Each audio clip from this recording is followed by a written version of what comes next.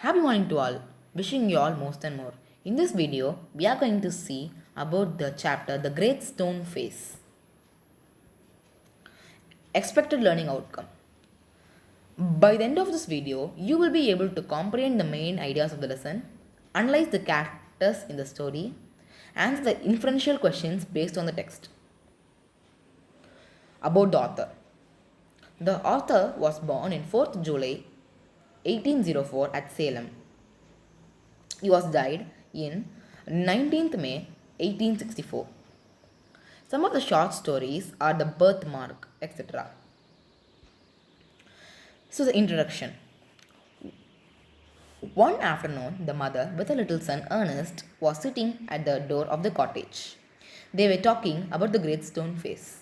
It was clearly visible in the bright sunshine. The great stone face. The thousands of people lived in the valley. Everybody there was familiar with the great stone face. It was a work of the nature. Some huge rocks jointly looked the features of human face from a distance. The great stone face also looked alive. Ernest's love for the great stone face. The giant face smiled on Ernest and looked very kindly. He wished to hear its pleasant voice. His mother reminded Ernest about the prophecy. Here, the prophecy meaning is predicting the future. His mother told that it was a child who would be born here. He would become the greatest and the noblest person of his time. The people had waited for such person in the vain. A little boy hoped to live and see him. Ernest was very helpful and a happy child. He also grew up to be a mild and a young youth. Gathergold. The young man named Gathergold has left the valley many years before. He had now become a quite rich man there. He decided to return his native valley again. There was a rumor that the Gathergold looked like the great stone face. The Ernest graced up the valley.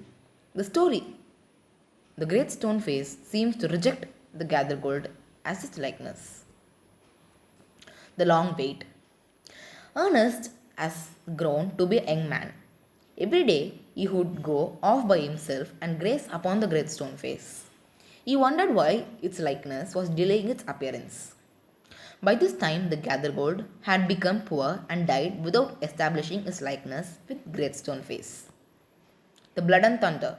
The another son of the valley has joined the army as a soldier many years before. He had become the general by then and came to known as the Blood and Thunder on the battlefield. In his old age, he decided to return his native valley. The people considered him as a likeness of the great stone face. But Ernest failed to recognize any likeness between the Blood and Thunder and the great stone face. His art assumed him that the real copy had still not come. Ernest. Ernest still lived in his native valley. He was a simple and a light-hearted man. He always worked for the betterment of the world. Though he was considered to be an ordinary man, yet he was humble and very rich in thoughts.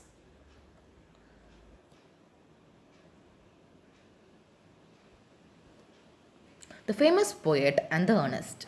With the passage of time, Ernest grew old. He had wise thoughts in his mind. He had become famous all over the world. Many men came from distant places to visit and speak the Ernest. New poet had appeared on the earth while Ernest had been growing old. Poet was a native of Ernest Valley but had stayed in distant cities for a long period. Ernest happened to read his songs. He thought the poets must bear the likeness with the great stone face. He lifted his eyes to the mountain.